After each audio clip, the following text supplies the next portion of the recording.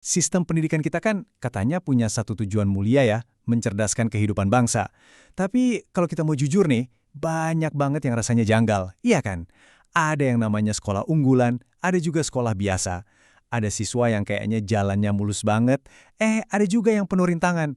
Nah, di sini kita bakal coba bongkar sisi lain dari sistem pendidikan kita. Mulai dari sekolah yang atmosfernya terasa feodal, ketimpangan yang nggak kelihatan, sampai gimana nalar kritis itu justru seringkali malah dibungkam. Kita kan sering banget dengar ya kalau pendidikan itu adalah janji. Sebuah tiket emas buat masa depan yang lebih baik. Gagasannya sih indah banget. Tapi kayaknya kita perlu berhenti sejenak deh dan nanya satu pertanyaan yang fundamental. Nah, ini dia nih pertanyaannya. Di atas kertas, tiket emas ini ya untuk semua anak bangsa dong. Tapi praktiknya gimana? Siapa yang benar-benar bisa pegang tiket itu? Apakah tiketnya tersedia buat semua? Atau jangan-jangan cuma buat mereka yang dari awal udah punya privilege? Pertanyaan ini nih yang maksa kita buat lihat lebih jauh. Lebih dari sekedar slogan-slogan indah. Oke, kita mulai dari masalah yang paling kelihatan deh. Sesuatu yang mungkin kita semua pernah alami atau paling nggak lihat sendiri. Adanya kasta atau tingkatan antar sekolah. Ya, sebut aja kasta, biar jelas.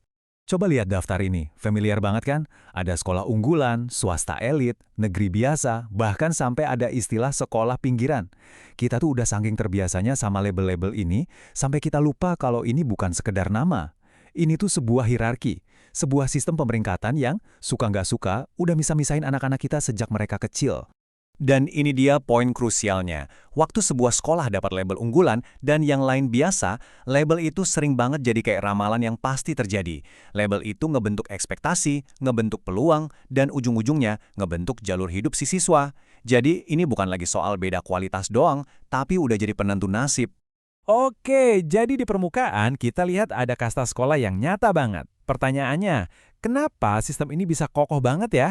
Apa sih mesin tak terlihat yang menjalankannya di balik layar? Yuk kita bedah bareng-bareng. Kita sering banget percaya kalau sistem seleksi kayak ujian masuk gitu, itu adil dan objektif. Siapapun boleh ikut, yang nilainya paling tinggi, ya dia yang lolos. Kelihatannya fair banget kan? Tapi ternyata, di balik topeng keadilan itu ada modal-modal lain yang nggak kelihatan di rapor, yang justru seringkali jadi penentu utamanya. Jadi ada 3 jenis modal tak terlihat yang dibawa anak ke arena seleksi. Pertama yang paling jelas, modal ekonomi. Ya kemampuan bayar bimbel mahal, beli buku-buku bagus, punya akses teknologi. Kedua, modal sosial, jaringan orang tua, koneksi ke pihak-pihak penting. Dan yang ketiga, ini yang paling halus tapi kuat banget, modal kultural, cara anak ngomong, rasa percaya dirinya di lingkungan sekolah, kebiasaan baca di rumah. Semua ini kan diwariskan dari keluarga ya, dan ternyata sangat dihargai oleh sistem sekolah. Tapi yang bikin ini makin rumit, kenapa ya sistem yang jelas-jelas timpang ini bisa terus jalan dan diterima gitu aja? Jawabannya ada di konsep yang namanya hegemoni. Ini adalah bentuk kekuasaan yang paling efektif, karena dia nggak pakai paksaan, tapi pakai persetujuan. Sistem ini berhasil bikin kita semua, termasuk korbannya, percaya kalau semua ini tuh wajar dan emang udah seharusnya begitu. Nah, begini cara kerjanya di dunia nyata. Waktu orang tua dari keluarga sederhana bilang, ya udahlah, sekolah favorit emang bukan buat anak kita. Waktu kita semua maklum aja sama berbagai sumbangan dan pungutan. Dan puncaknya yang paling menyedihkan adalah waktu siswa yang paling dirugikan itu sendiri akhirnya bilang, ya mungkin ini emang nasib saya. Di titik itulah ketidakadilan berhasil menormalkan dirinya sendiri. Sekarang kita masuk lebih dalam lagi nih. Dari struktur sistem, kita geser ke atmosfer di dalam kelas. Ada sebuah kultur yang disebut feodal, sebuah budaya yang lebih menghargai kepatuhan daripada pertanyaan-pertanyaan kritis. Paulo Freire yang ngejelasin ini dengan bagus banget lewat 2 model. Ada pendidikan model bank, di mana guru itu pusat segalanya yang menabungkan pengetahuan ke kepala siswa, yang dianggap kayak celengan kosong, siswa cuma perlu duduk manis, dengar, dan hafal. Nah lawannya, ada pendidikan dialogis, di mana guru dan siswa itu partner setara yang bareng-bareng membangun pengetahuan. Coba tebak, mana yang lebih sering kita temui di sekolah kita? Terus apa yang terjadi sama siswa yang berani berpikir kritis di sistem model bank tadi? Ya, mereka dibungkam. Caranya nggak selalu kasar loh, seringkali lewat label-label halus kayak nggak sopan atau susah diatur, bisa juga lewat nilai yang tiba-tiba anjlok atau dikucilkan secara sosial. Pesan yang sampai ke seluruh kelas pun jadi jelas banget, nanya itu bahaya, mending diam biar aman. Semua ini, kasta sekolah, modal tak terlihat, budaya bungkam, ujung-ujungnya pasti memakan korban. Dan korban utamanya adalah para siswa yang dari awal emang nggak punya privilege. Mereka jadi merasa terasing di lingkungan yang seharusnya jadi rumah kedua mereka. Perasaan terasing ini bukan cuma rasa sedih biasa.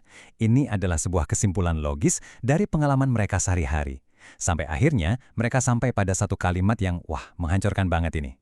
Waktu seorang anak percaya kalau institusi pendidikan itu emang nggak dirancang buat dia, ya disitulah sistem udah gagal total. Penderitaan yang mereka alami ini ada istilahnya, kekerasan struktural.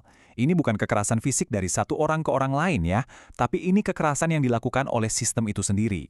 Dia bekerja secara diam-diam, menyakitkan, dan seringnya nggak disadari sama pelakunya.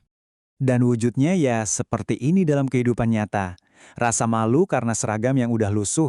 Rasa cemas setiap kali ada tugas kelompok yang butuh biaya. Diam aja waktu teman-teman lain jajan di kantin karena nggak punya uang saku. Ini tuh luka-luka tak terlihat yang terus-menerus ngingetin mereka kalau mereka itu beda dan seolah-olah nggak pantas ada di sana. Oke, setelah kita bongkar semua masalah ini, terus gimana? Apa nggak ada harapan sama sekali? Apa kita kejebak selamanya di sistem ini? Tentu nggak, ada jalan keluar kok. Tapi syaratnya kita harus berani melakukan lebih dari sekedar perbaikan kosmetik di permukaan aja. Solusinya itu menuntut sebuah rekonstruksi radikal, mulai dari pemerataan kualitas guru secara serius, bukan cuma janji doang.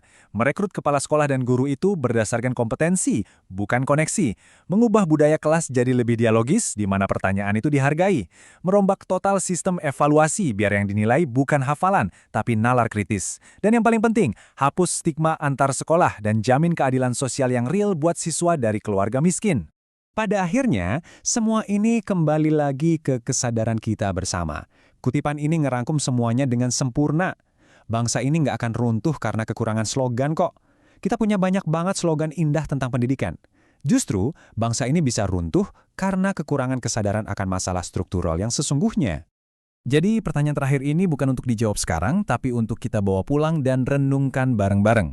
Setelah melihat semua ini, apakah kita sebagai masyarakat cukup berani untuk membongkar dan mengubah struktur yang bermasalah ini dari akarnya? Atau kita bakal terus merasa cukup dengan perbaikan-perbaikan kecil di permukaannya aja?